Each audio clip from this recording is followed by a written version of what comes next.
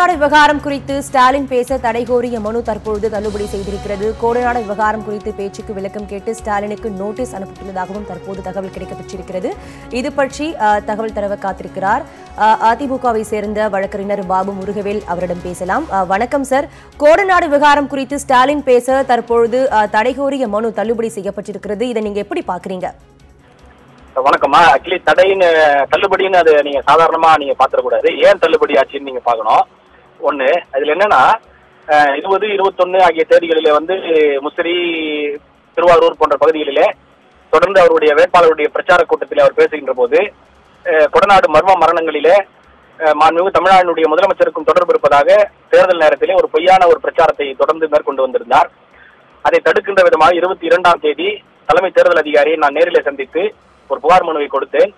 அந்த புகார் மனு மீது எந்த விதமான நடவடிக்கையும் இல்லாத காரணத்தினால் சென்னை உயர்நீதிமன்றத்தை அணுகி தேர்தல் ஆணையத்திற்கு ஒரு உத்தரவு பிறப்பிக்க வேண்டும், இந்த புகாரின் மீது உடனடியாக நடவடிக்கை எடுக்க வேண்டும் என்று கேட்டு ஒரு உத்தரவை உயர்நீதிமன்றம் பிறப்பிக்க வேண்டும் என்பதற்காக ஒரு ரிட் மனுவை தாக்கல் செய்திருந்தேன். அந்த மனுவானது விசாரணையானது இன்றைக்கு நீதியரசர் மணிக்குமாரனுடைய அமர்வு முன்பு விசாரணைக்கு வந்தது. எங்களுடைய தரப்பு வாதத்தை தேர்தல் ஆணையத்திற்கு நீதிமன்றம் ஏன் உத்தரவு பிறப்பிக்க வேண்டும், திரு ஸ்டாலின் அவர்களுக்கு ஏன் எதிராக தடை விதிக்க வேண்டும் என்ற காரணத்தை நாங்கள் ஒவ்வொன்றாக எடுத்து வைத்தோம். இதையெல்லாம் முழுமையாக கேட்டுக்கொண்ட நீதிமன்றம் தேர்தல் ஆணையத்தின் சார்பாக ஆஜரான வழக்கறிஞரிடத்திலே கருத்து கேட்கின்ற போது கடந்த 26ஆம் தேதி திரு பாபு முருகவேல் அவர்கள் மீதான மனுவுக்கு விளக்கம் கேட்டு விசாரணை நடவடிக்கை எடுக்க வேண்டும், இதன் மீது விசாரணை செய்ய வேண்டும், உடனடியாக உரிய நடவடிக்கை எடுக்க வேண்டும், தேர்தல் விதிமுறைக்கு உட்பட்டு என்று தலைமை தேர்தல் அதிகாரி, மாவட்ட தேர்தல் அதிகாரியும் மாவட்ட ஆட்சித்தலைவருமான திருச்சி மற்றும் திருவாரூர் மாவட்ட ஆட்சித்தலைவர்களுக்கு ஒரு சுற்றறிக்கை அனுப்பியிருக்கிறார்.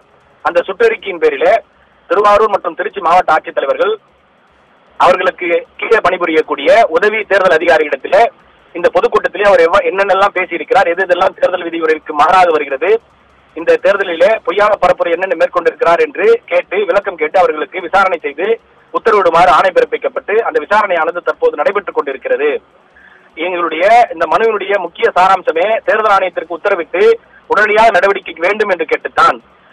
ஒருவேளை நீதிமன்றம் இன்றைக்கு உத்தரவு பிறப்பித்திருந்தாலும் நாளைக்குத்தான் அதனுடைய விசாரணையானது தொடங்கப்பட்டிருக்கும்.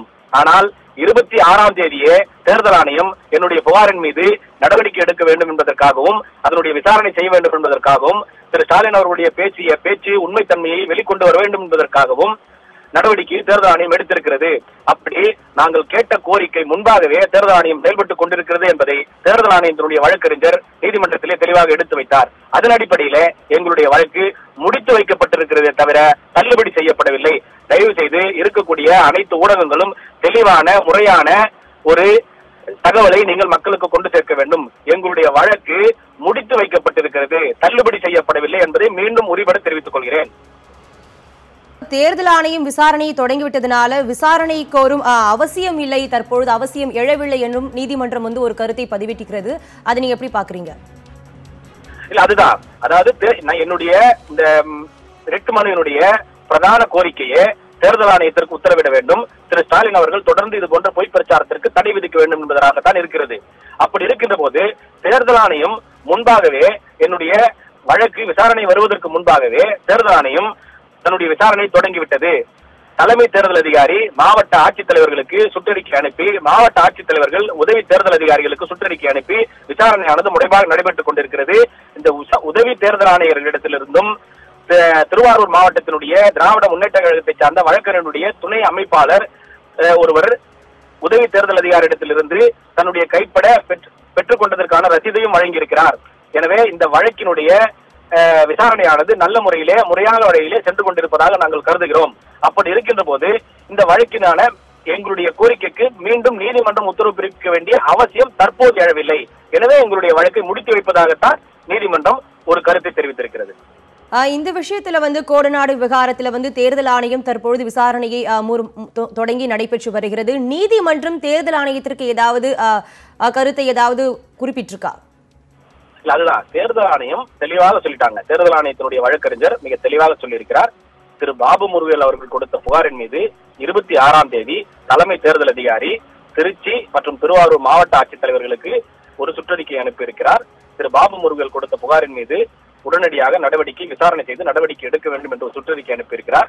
அதை 2 மாவட்ட ஆட்சித்தலைவர்களும் தங்களுக்கு கீழ் பணிபுரியக்கூடிய உதவி தேர்தல் அதிகாரிகளுக்கு அனுப்பியிருக்கிறார்கள்.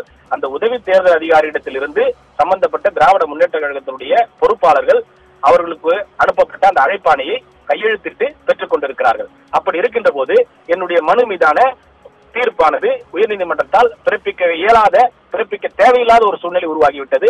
அப்படி இருக்கின்ற போது இந்த வழக்கை முடித்து வைப்பதாக தேர்தல் ஆணையம் சொல்லியிருக்கிறது.